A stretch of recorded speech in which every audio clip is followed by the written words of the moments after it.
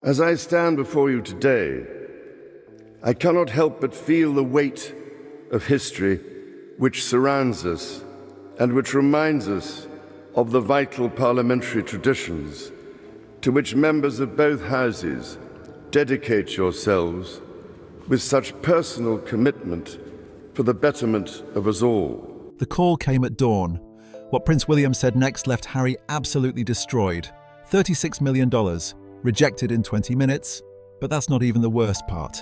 A shocking secret from their 2018 wedding just got exposed, and when King Charles saw the truth, he said 3 words that changed everything. So again, there's a lot of question marks that a lot of people will have. I have all of the truth, I have all of the knowledge now throughout the legal process. I've uncovered my worst fears. And to now know today, based on this judgment, that there was no legal framework. The mansion? Hours from seizure. Hollywood? Turned their backs overnight. But what they discovered in that classified audit will leave you speechless. Tyler Perry's brutal final message, Netflix's crushing blow, and the one betrayal that made Princess Anne furious. You won't believe what really happened behind palace walls. The truth they tried to hide is finally out. On the morning of January the 20th, 2026, a message was delivered from Kensington Palace that would effectively end any remaining financial connection between Prince Harry and the British royal family. The response was brief and unambiguous. Request denied. The duchy is not a safety net for bad decisions. These words, conveyed through official palace channels, marked the formal rejection of Prince Harry's appeal for emergency financial support totaling $36 million. The request had arrived just days earlier, following a series of events that had placed the Duke and Duchess of Sussex in an increasingly precarious financial position. At the center of the crisis was their Montecito estate, a sprawling property in Santa Barbara County that had been purchased in 2020 for $14.6 million. The home, known as Riven Rock, had been presented to the public as a symbol of the couple's independence and their fresh start in California.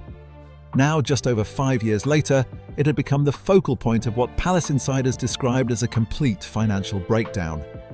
The trouble began on January the 18th when the couple received notification that their homeowner's insurance had been cancelled with immediate effect.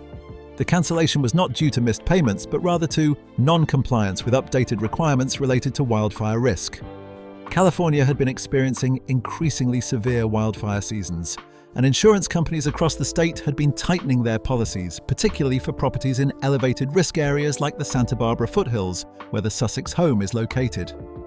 In California's luxury property market, maintaining adequate insurance coverage is not merely advisable but essential. Most mortgage agreements include clauses that allow lenders to take immediate action if a property becomes uninsured. The Sussex mortgage, held by JP Morgan Chase and valued at $9.5 million, contained exactly such a provision. Within hours of the insurance lapse, the bank invoked a default clause that gave them the right to begin foreclosure proceedings, regardless of whether the mortgage payments themselves were current. The only way to prevent foreclosure was to secure emergency insurance coverage, known in the industry as force-placed insurance. This type of policy is typically far more expensive than standard coverage. And in the case of the Montecito property, the upfront premium was estimated at $400,000. The payment would need to be made within 48 hours to satisfy the lender's requirements and halt the foreclosure process. According to sources familiar with the situation, Prince Harry did not immediately contact his legal team or financial advisors. Instead, he placed a direct call to Kensington Palace, requesting an urgent meeting with his brother. The call reportedly bypassed normal protocol channels, with Harry insisting that the matter required Prince William's personal attention. The request that followed was detailed and substantial. Palace financial officers who reviewed the appeal said it included $400,000 for immediate insurance reinstatement, $1.2 million to cover legal fees, outstanding tax obligations, and tuition costs. Through March, an additional $7 million described as protection against potential liability exposure related to their Netflix contracts, and $30 million for what was termed long-term asset protection and restructuring through blind trust mechanisms. The total came to just over $36 million. Prince William, who had been serving as acting sovereign since King Charles delegated certain duties to him on January the 1st, reviewed the request in less than 20 minutes. His decision was communicated through Sir Alaric Worthington, a senior financial officer within the monarchy's administrative structure. The message was direct. No funds would be released. The matter was considered closed. The Crown would not participate in what was described as reputational or financial salvage operations. Those close to the decision-making process emphasized that the rejection was not made out of personal animosity, but rather was rooted in established precedent and the legal framework that now governs royal finances. The monarchy had implemented new financial protocols in recent years, particularly following controversies involving other family members. These protocols had created clear boundaries around the use of Crown funds and duchy resources. After receiving William's rejection, Prince Harry escalated his appeal to his father. At 8:40 in the morning on January the 20th, a private letter bearing the royal seal was dispatched from Sandringham. The letter was co-signed by both King Charles and Princess Anne, who had been jointly overseeing a financial review of the Sussex situation for the previous 6 weeks. The letter was remarkably brief.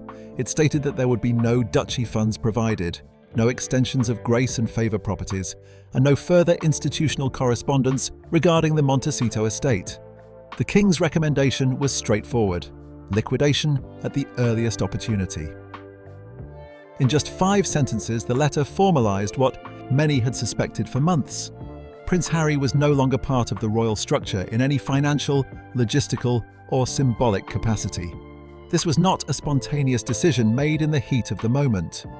The groundwork had been laid weeks earlier. On December the 8th, 2025, Prince William had ordered a confidential audit into the financial affairs of the Duke and Duchess of Sussex. The audit was led by Sir Alaric Worthington and Princess Anne, whose reputation for fiscal discipline made her a natural choice for such a sensitive assignment.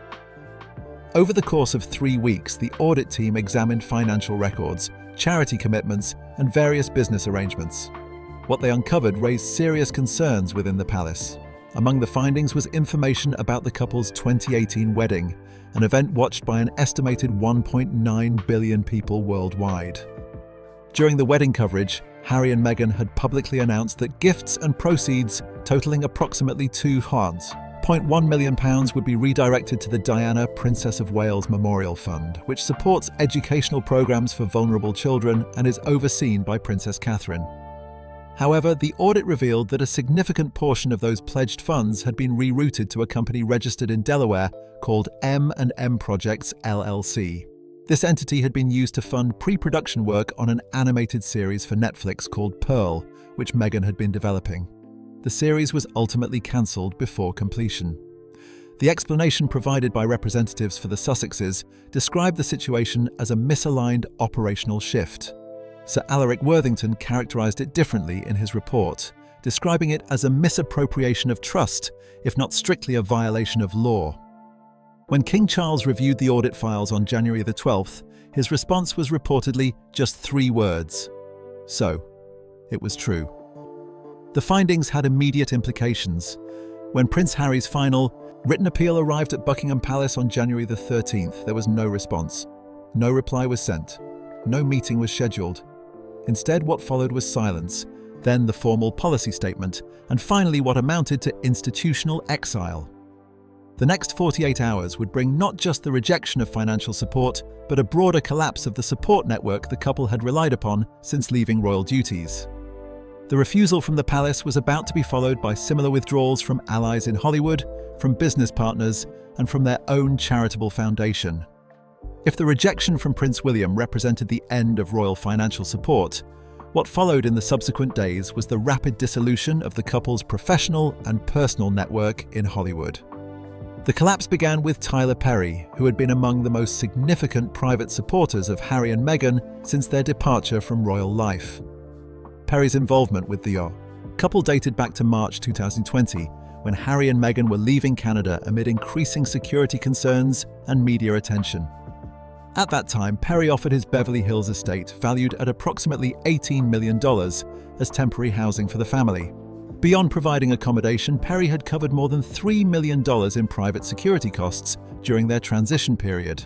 He arranged transportation, facilitated introductions to entertainment industry figures, and provided crisis public relations support. Publicly, Perry framed his assistance as humanitarian, stating that he did it for the children and to help a family in distress. However, those familiar with Perry's involvement say his generosity came with certain implicit expectations. Chief among these were discretion, gratitude, and an agreement not to discuss the nature or extent of his support publicly. This unspoken arrangement remained intact for nearly 5 years until it collapsed on January 18, 2026.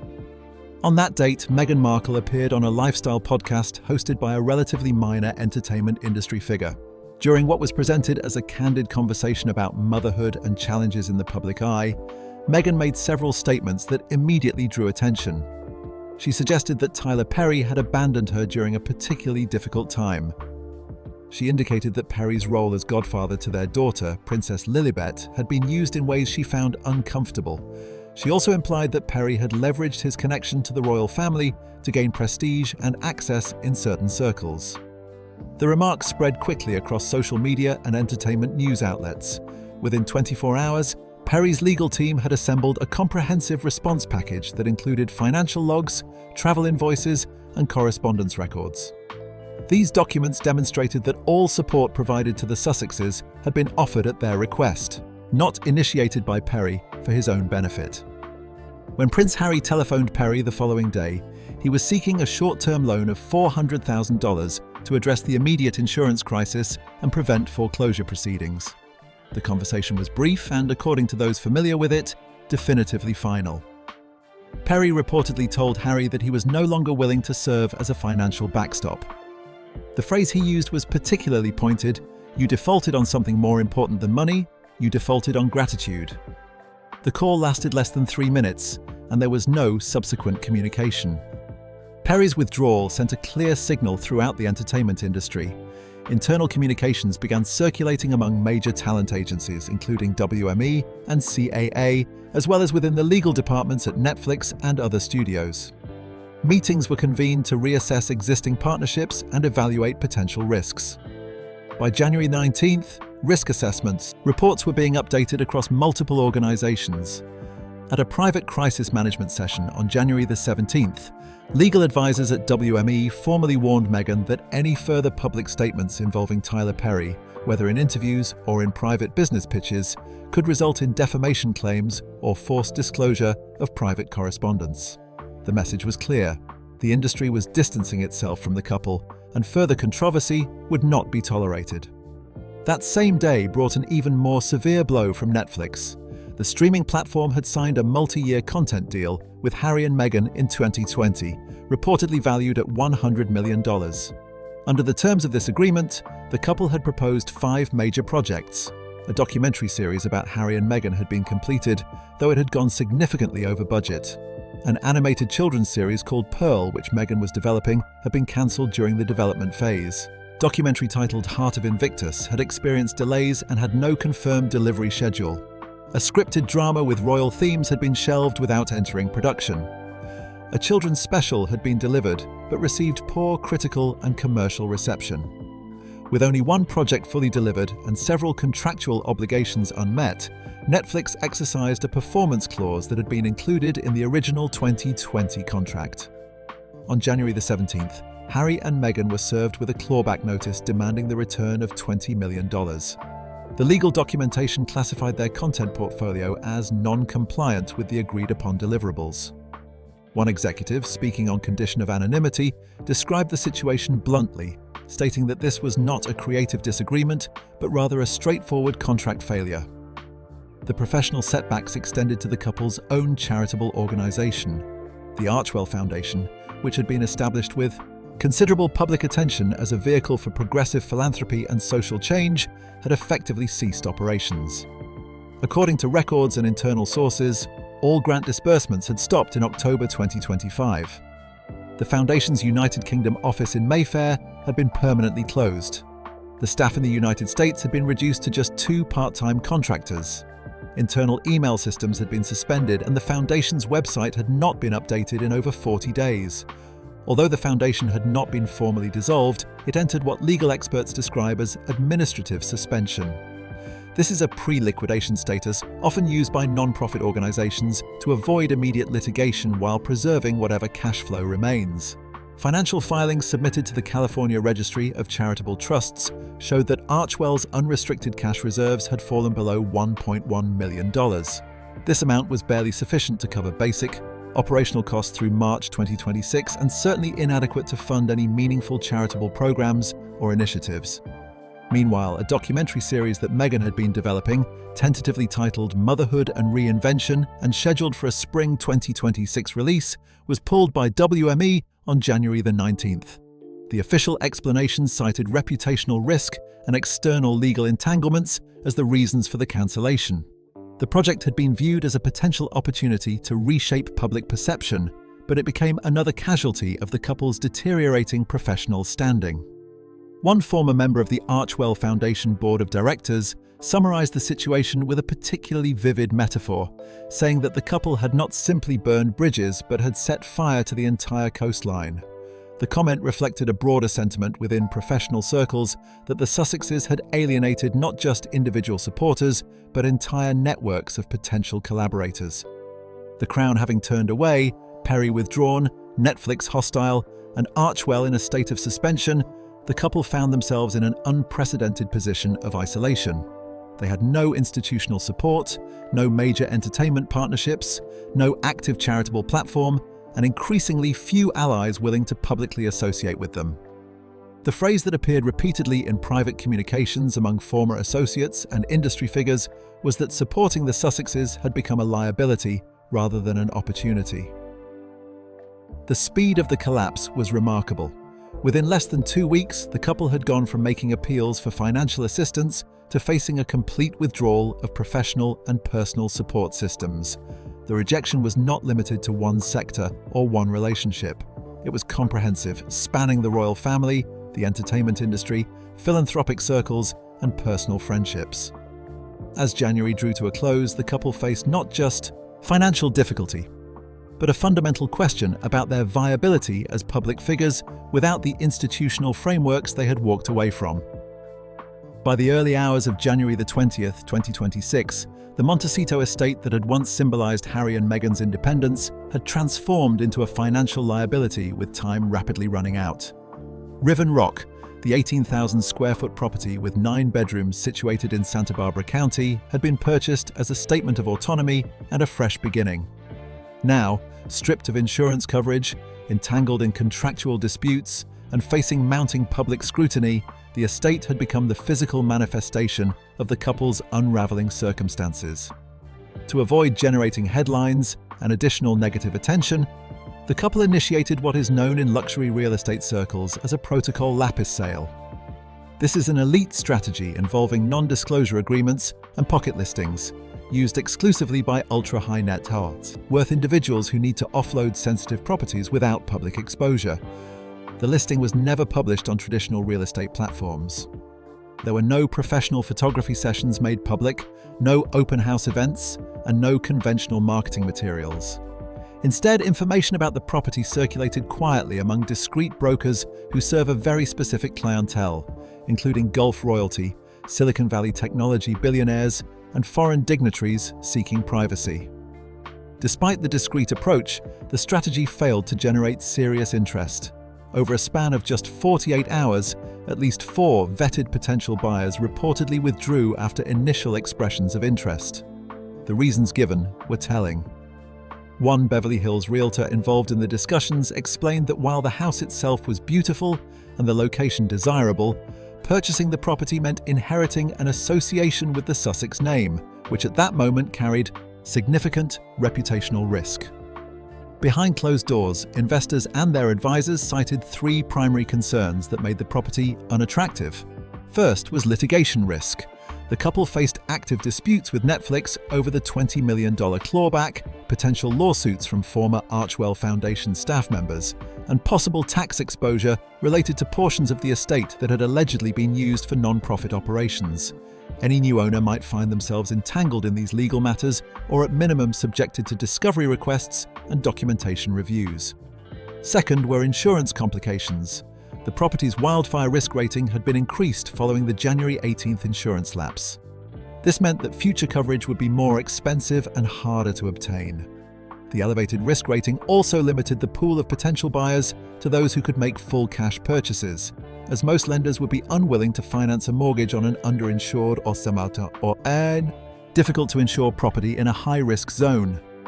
Third was the matter of public image toxicity.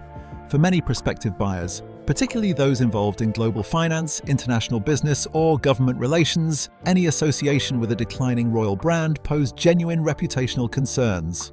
One potential buyer from the Gulf region, after reviewing drone footage of the property, summarized his decision in 6 words: a liability wrapped in landscaped perfection. Inside Riven Rock itself, the physical evidence of downsizing had become increasingly apparent. On January the 16th, Harry and Meghan vacated the master wing of the mansion, relocating with their 2 children to the guest house suite located behind the pool area. This section of the property had originally been designed and furnished for visiting VIP guests and security personnel. By January 18th, aerial drone footage captured by news organizations showed the systematic dismantling of what had once functioned as a private compound. The images revealed furniture covered with protective tarps being loaded into moving trucks. The private gymnasium was being disassembled, with equipment being removed piece by piece. Boxes clearly labeled for archival storage were being prepared for transport to a facility in Los Alamos. The home theater and screening room had been stripped of its technical equipment, including projection systems and sound equipment. According to 2 former staff members who were laid off during that week and spoke on condition of anonymity, the atmosphere inside the house had fundamentally changed. They described it not as a relocation to a new residence, but as a contraction into silence. Human resources logs that were leaked from Archwell's domestic operations division revealed a dramatic reduction in household staff. The couple had previously employed 2 full-time nannies but reduced this to a single part-time caregiver, working under month-to-month terms with no long-term contract. Private chef who had been employed for 3 years was terminated on January the 3rd. Security coverage, which had once included multiple shifts and comprehensive monitoring, was reduced to a single daily patrol. Perimeter motion sensors on the eastern side of the property were deactivated as of January the 12th to reduce monitoring costs. Landscaping services, which had previously been scheduled twice weekly to maintain the extensive grounds, were reduced to bi-weekly visits. Drone surveillance equipment that had been used to detect and deter paparazzi photographers was grounded indefinitely. Even basic delivery schedules to the estate slowed noticeably. One neighbor, speaking anonymously to reporters, described watching the gradual transformation, saying it resembled watching someone move out in slow motion, with fewer people visible each week, fewer lights on in the evenings, and more curtains remaining drawn throughout the day. Perhaps the most significant change, and the one that most clearly indicated financial strain, involved the couple's children. For approximately 2 years, both Archie and Lilibet had attended Kate School, one of the most prestigious preparatory institutions in California. The school, known for its ocean views, selective admissions, and well-connected alumni network, charged annual tuition exceeding $48,000 per child. Kate School offered not just education, but a degree of social insulation and security infrastructure that few other institutions could provide. On January the 8th, both children were quietly withdrawn from Kate School. There was no farewell message posted on social media, no official statement released to the press, only a brief and subsequently deleted comment from Meghan during an appearance on an influencer podcast. In that comment, she stated that the family was focusing on emotional wellness and giving the children space to simply be children without external pressures. Records from the California Department of Education, however, told a different story. Archie and Lilibet were transferred to Laguna Blanca School, a smaller and less prominent institution in Santa Barbara. Annual tuition at Laguna Blanca ranges from $27,750 to $30,950, depending on grade level. The move represented a savings of between $40,000 and $45,000 per year for both children combined. The financial savings came with trade-offs. Laguna Blanca, while a respectable institution, lacks the same level of security infrastructure that Kate School provided. It has fewer donor connections to protect student privacy, a smaller percentage of celebrity families, which ironically makes the Sussex children more conspicuous rather than less, and generally less capacity for the kind of anonymity the couple had sought. One faculty member from Kate's school, speaking confidentially, stated plainly that the withdrawal was not about wellness or philosophy but about money, adding that the children simply disappeared from the school overnight without the usual transition process. By January the 19th, the once grand estate had been effectively reduced to occupying a footprint similar to a vacation rental property. The staff wing of the house had been closed off and locked. The children's individual bedrooms had been consolidated into a single shared nursery space. Only one rotating cleaning service was permitted access to the property, and only to specific areas. Meghan's former office suite, which had been used for business calls and content development, had been completely cleared of personal effects and equipment. Even the social network that had once gravitated toward Riven Rock had evaporated. Friends and celebrities who had attended events at the house, including Archie's second birthday celebration in 2021, had not responded to any invitations since late 2025. Holiday cards sent by the couple were reportedly returned unopened, and invitations to gatherings went ignored. The transformation was not merely financial in nature, but existential.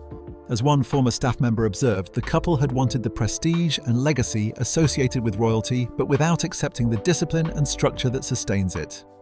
And now they found themselves with neither the prestige nor the stability. Shortly after 7 in the morning on January the 20th, 2026, a courier bearing the royal insignia arrived at the gates of the Montecito property. He was not a diplomat attempting negotiation, nor did he carry any message of reconciliation. He delivered only a sealed envelope containing 5 sentences signed by King Charles and stamped at Sandringham House. The letter was marked private but enforceable, and its contents left no room for interpretation. There would be no duchy funds provided, no extensions of grace and favour properties, and no further institutional correspondence regarding the Montecito estate. The matter was concluded, and the King's recommendation was liquidation at the earliest opportunity.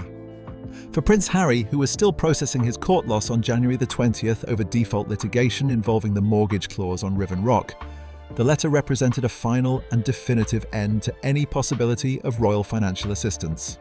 There would be no rescue from his father, no intervention from the Crown, and no future appeals would be considered. To Harry, this marked a devastating personal defeat. To the institution of the monarchy, it was an affirmation of principle and a demonstration of the structural changes that had been implemented in recent years. The decision was rooted in months of careful planning and policy development. By the time Harry made his initial appeal in late December 2025, the Sovereign Grant Transparency Protocol had already fundamentally altered how royal finances could be deployed.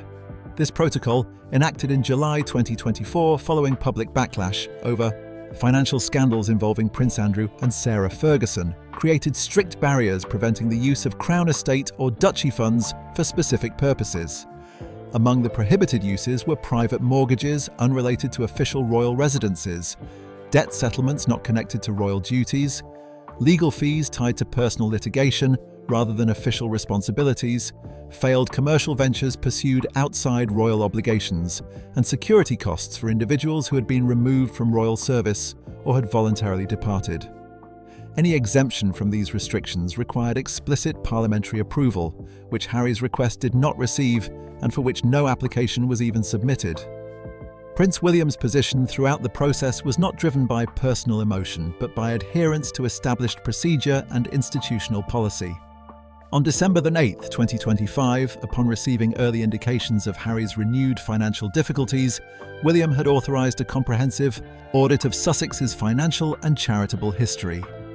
The audit was conducted by Sir Alaric Worthington and Princess Anne, and its findings were delivered on January 3rd. The report contained 3 particularly damaging conclusions that would shape the royal response.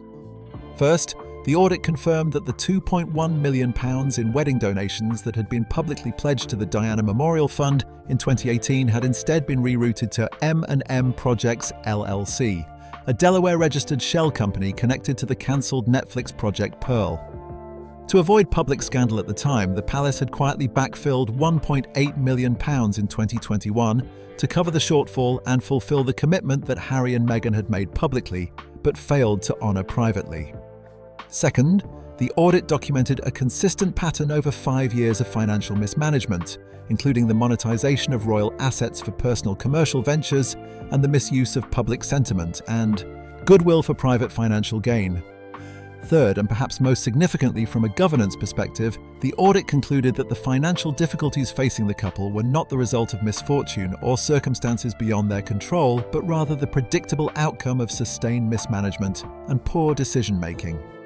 Prince William reportedly told his advisors that this was not about misfortune, but about mismanagement, and that the institution would not inherit the consequences of those choices.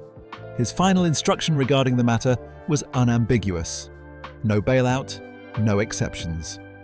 He directed that the findings be presented to the king and documented for the official record. Princess Anne, known throughout her decades of royal service for fiscal discipline and unwavering integrity, was reportedly furious upon reviewing the complete audit findings. While examining the transcript of Harry and Meghan's wedding speeches from May 19, 2018, she underlined one particular sentence in red ink: "We will honour Diana's spirit by giving back, not taking more." Next to this, she added her own handwritten comment: "This was not a mistake, it was a strategy, and we paid for it." The sentiment reflected a broader frustration within the senior ranks of the royal household. For years, the monarchy had worked behind the scenes to protect the Sussex brand from complete collapse, providing quiet support and managing public relations challenges. That era had definitively ended. When the complete audit was delivered to King Charles on January the 12th, he initially said nothing. Later that evening, however, he convened a private meeting at Sandringham with his finance committee and legal advisors. The group's conclusion was unanimous. Any attempt to provide financial subsidies to Harry would violate established royal protocol, breach public trust, and potentially contravene the legal framework established under the Sovereign Grant Transparency Protocol. Charles provided his response the following morning. It consisted of 5 sentences that were carefully crafted to be legally sound, institutionally appropriate, and personally final. While some observers anticipated an angry or emotional reaction from the king, those inside Buckingham Palace described the tone as firm but measured. A senior Privy Council advisor characterized the decision simply, stating that it was not about punishment, but about precedent. From King Charles's perspective, the monarchy had learned important lessons from previous financial controversies involving family members. In 2021, when Prince Andrew faced civil charges connected to Jeffrey Epstein, the palace had refused to provide financial assistance for the £12 million out-of-court settlement. That payment came from Andrew's private trust, and he was subsequently stripped of all royal duties and removed from grace and favour housing. Sarah Ferguson had experienced similar treatment.